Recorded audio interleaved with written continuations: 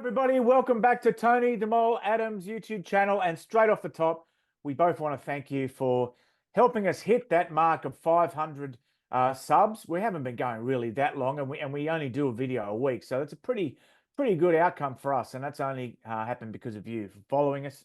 So thank you very much. Our next target is not something we'll bore you with. It's watch hours. But we'll take care of that ourselves. There's one way to fix that, Tony. That's to do more content.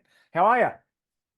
Yeah, doing well, Steve. And here in Sydney time, we just got told within the last few minutes that Ron Coote, a boyhood hero of mine who became something of a mate, has become an immortal. So I'm very chuffed. I believe they made the right decision. He was a great player on the field, and of course was great off the field, playing a major role in the foundation of Men of League, now Family of League. So I think the judges got it right. It was a hot field, but he deserves induction. He's 80 years old, so this was probably his last shot at it. And good luck to him. A wonderful man. Yeah, I echo that completely. Sometimes these things they get turned into popularity contests, particularly these days of we were just talking about engagement and subscriptions and stuff like that. But in this era where people, it's about how many people comment below a story or whatever. You get a lot of recency bias, and this is a mature decision and the right decision by the judges. So they should be congratulated. And Ron's a fantastic fellow. I don't know him anywhere near as much as you do, but I do know him to say hello to, and he's always been an absolute gentleman. So congratulations, Ron. Oh, by the way, everyone, don't forget to like and subscribe. It's worked last week, right? So I better say it again. Your column, Tony, is about the secret weapon the Bulldogs have enlisted this season, and they're certainly having a good year.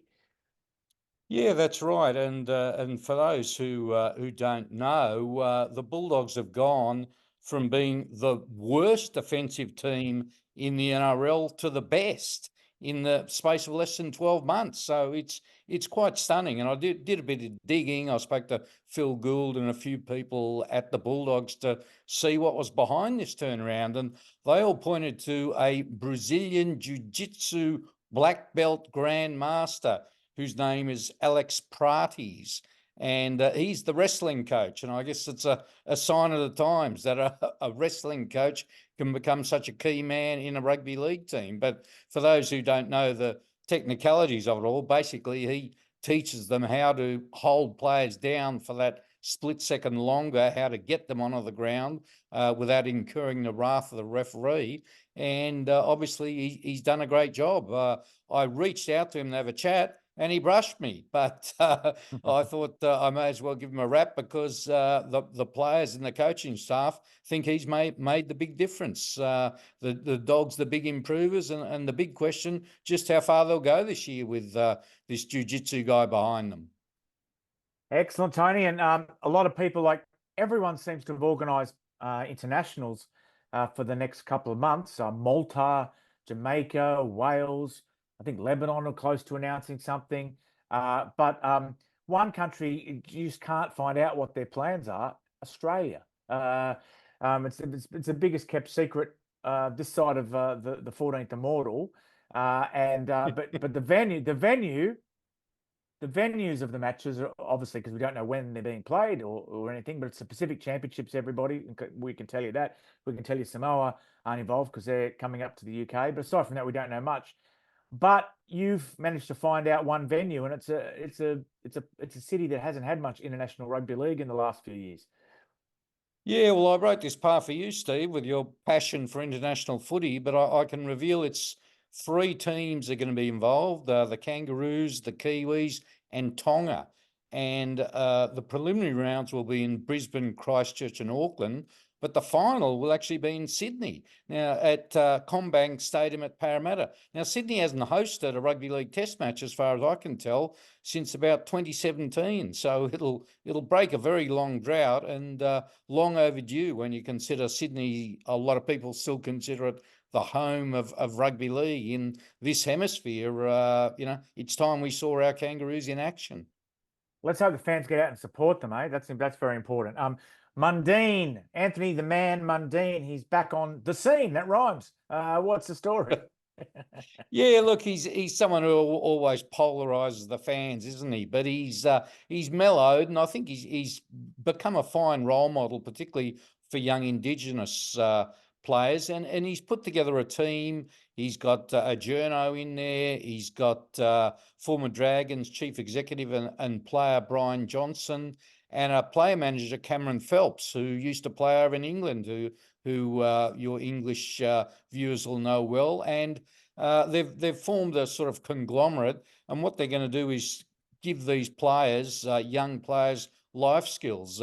He points out that a lot of these young guys don't know simple things like how to open a bank account, how to turn on a computer, and he's probably right. So they're going to set up their own little shop, for the want of a better word, and teach these guys skills apart from how to play football and what to do after football. So well done, Anthony the Man.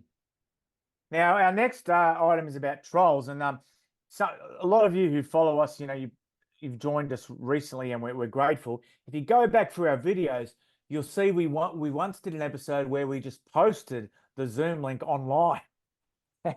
People joined us, and it was disastrous. Got some very interesting noises being made, but you can find that by just scrolling down. But these are more conventional trolls. By the lesson being, don't post a Zoom link online. But Tony, what trolls are we talking about in this item from your column? Which, by the way, it's on 9.com.au. That's what we're here to do. We're here to promote Tony's column. Yeah, well, there's very few players left on social media, particularly Twitter and Facebook. For some reason, they still like Instagram, but the trolls have woken up to that and they're attacking him on Instagram. And one fan posted in relation to Clinton Gutherson, Gutho does nothing but whinge. Geez, princess. And Joe Ofahengaue, his teammate at Parramatta, apparently knew who wrote this and fired straight back and said, "Don't ever come up to us again for signatures at the airport like you always do, mate. You think you can do a better job than us, then chuck a jersey on, champ. If not, zip it. I used to like you as a rugby league fan, but now I see you as a couch potato." So a bit of a lesson there for the trolls. Be very careful if the players know who you are, or even if the players don't know who you are. They might fire back, and clearly Joe Ofahengaue was feeling a little bit testy. He might have been in the hours after they got smashed by the Roosters last week, and he's given his own back, and good for him. I think a lot of people who support rugby league players and the good work they do would agree it's time they took a stand against the trolls, and that's exactly what Joe's done. I think people forget that they're people, don't they? They just think it's like well, you shouldn't be poking animals in a zoo either, but people do treat them like animals in a zoo, where they just poke a stick through the bars and think that they just wanted to get a reaction. That's all they're after. So I don't think many people would condemn Joe for that. It's been a pleasure, Tony, and thanks again, everybody, for allowing us to hit 500 subs. And we will be doing more videos in the weeks ahead, because we promised if we hit 500 subs, we would. So we'll be doing that in the years ahead. And I'm on my way out to Oz. So there'll be a different backdrop. I can't take this very expensive TV studio with me that's in the background. So anyway, Tony, I hope you have a good weekend. I heard you got a bit of a sore back, so I hope you feel a bit better next time we speak. Yes, the perils of playing touch football at 65, Steve. I think there's a lesson there. Yeah. The lesson is, don't let Tony run. Let him score a try. Don't touch him. Okay. See you, everybody. Bye-bye.